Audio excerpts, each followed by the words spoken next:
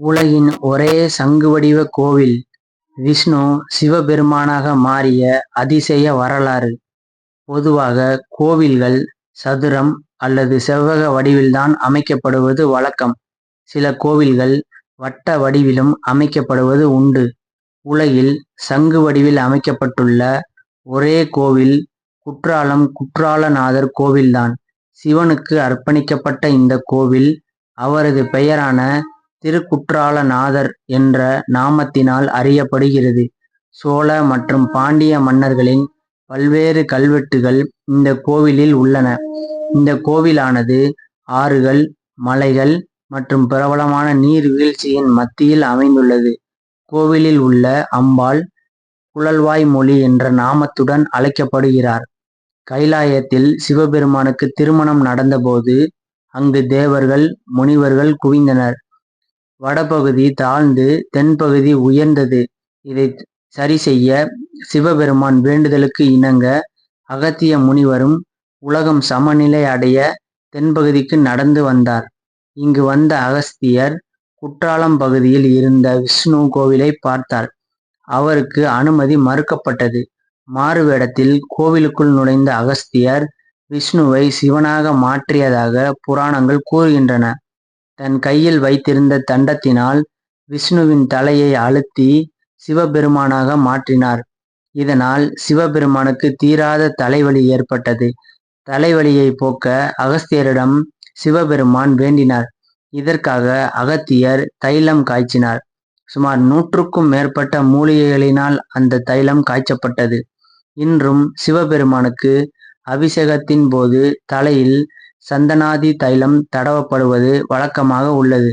கோவிலில் காய்ச்சப்படும் சந்தனாதி தைலம் பக்தர்களுக்கும் விற்பனை செய்யப்படுகிறது.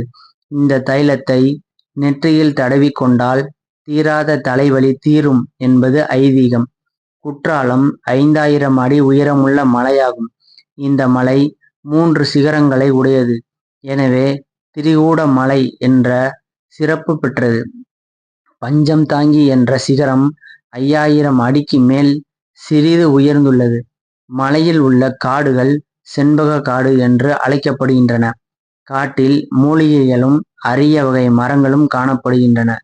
செண்பகாதேவி அருவி, வட அருவி, ஐந்தருவி இப்படிப்பட்ட சிறப்புகள் கொண்ட அருவிகள் இந்த கோவிலுக்கு அருகில் உள்ளன. குற்றாலநாதர் ஆலயம் குற்றாலம் மெயின் அருவி பகுதியில் அமைந்துள்ளது. குற்றாலநாதர் கோவில் தென் தமிழகத்தில் உள்ள புகழ்பெற்ற 14 சிவதலங்களில் ஒன்று. குற்றாலத்தின் மெயின் அருவி செல்லும் பொழுது ஆற்றை தாண்டி ஐந்தருவி செல்லும் வழியில் தேர்நிலைக்கு பக்கத்தில் வலது பக்கத்தில் சித்திர சபை உள்ளது. சிவாலயங்கள் 5 திருச்சபைகளின் பெயரால் அழைக்கப்படுகின்றன. சிதம்பரம் நடராஜர் ஆலயம் கனக சபை என்றும், திருவாலங்காடு சிவாலயம் ரத்தின சபை என்றும், மதுரை மீனாட்சி சுந்தரேஸ்வரர் ஆலயம் வெள்ளி சபை என்றும், திருநெல்வேலி நெல்லையப்பர் கோவில் தாமிர சபை என்றும், குற்றாலம் குற்றாலநாதர் கோவில் சித்திர சபை என்றும் அழைக்கப்படுகிறது. பொதுவாக கோவில்களில் விக்கிர வழிபாடுதான் பிரதமானதாக இருக்கும். சித்திர வடிவில் இறைவனை வழிபடுவது உலகிலேயே இங்கு மட்டும்தான். இங்கு இறைவன் ஓவியமாக அருள்பாலிக்கிறார். பல வகை தாண்டவங்களில் ஒன்றாகிய திரிபுர தாண்டவம் இந்த சபையில் நடந்ததாக புராணங்கள் கூறுகின்றன. சித்திர சபையின் நடராஜ பெருமான் தேவியாருடன் எழுந்தருளி இருக்கிறார். மார்கழி மாதம் திருவாதிரை விழா இங்கு விமர்சையாக நடக்கும். சபையில் இறைவன் திருநடனம் பெறும் காட்சியை கண்டு பிரம்மதேவன் ஆதிசிவனின் சுரூபங்களை சுவரில் எழுதி வைத்தார். இதனால் வியாசர் இதனை சித்திர சபை என்று அழைத்ததாக புராணங்கள் கூறுகின்றன. சித்திர சபை குற்றாலநாதர் கோவிலுக்கு அருகில் தனி கோவிலாக உள்ளது. சபையின் உட்சுவற்றில் துர்க்கையின் பல்வேறு வடிவங்கள், வீரபத்திரர் கஜேந்திர மோட்சம், திருவிளையாடல் புராண வரலாறுகள், 63 உருவங்கள், பத்மநாபனின் கிடந்த கோலம், ரணிய சம்ஹாரம், பைரவரின் பல்வேறு உருவங்கள், சனி பகவான் ஆகியவை வண்ணத்தில் எழுதப்பட்டுள்ளன. பல 100 ஆண்டுகளுக்கு முன்பு அழியாத மூலிகை வண்ணத்தில் வரையப்பட்ட இந்த சித்திர சபையை குற்றாலத்திற்கு வருபவர்கள் கட்டாயம் பார்க்க வேண்டிய ஒரு அற்புதமான இடமாகும். இந்த சபையில் ஓரத்தில் பெரியதொரு மரத்துளை உள்ளது. அதில் வெளியே யாரும் எடுக்க முடியாதபடி மெலிதான மரக்குச்சி ஒன்று ஆணி போல உள்ளது. குற்றாலநாதருக்கு வலப்பக்கம் தனியாக கோவில் கொண்டுள்ளார். அம்மை குழல்வாய் மொழி என்ற திருநாமத்தில் குழல்வாய் மொழி அம்பாள் உயரமான கற்பக்கிருகத்தில் எழுந்தருளி அருள்பாலிக்கிறாள். முன்மண்டபம் மத்தியில் இறைவன் இறைவி பள்ளி கொள்ளும் மாடம் இருக்கிறது.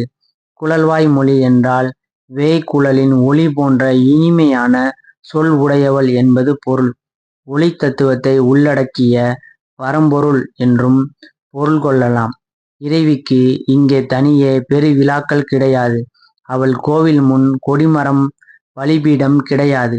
இத்தலத்தின் விருட்சம் குறும்பலா, ரிக், யஜூர், சாம, அதர்வன என்னும் 4 வேதங்களில் தவப்பயனே பலாமரமாக குறும்பலாவாக திகழ்கிறது. இந்த பலாமரத்தின் அடியில் லிங்கம் ஒன்று உள்ளது.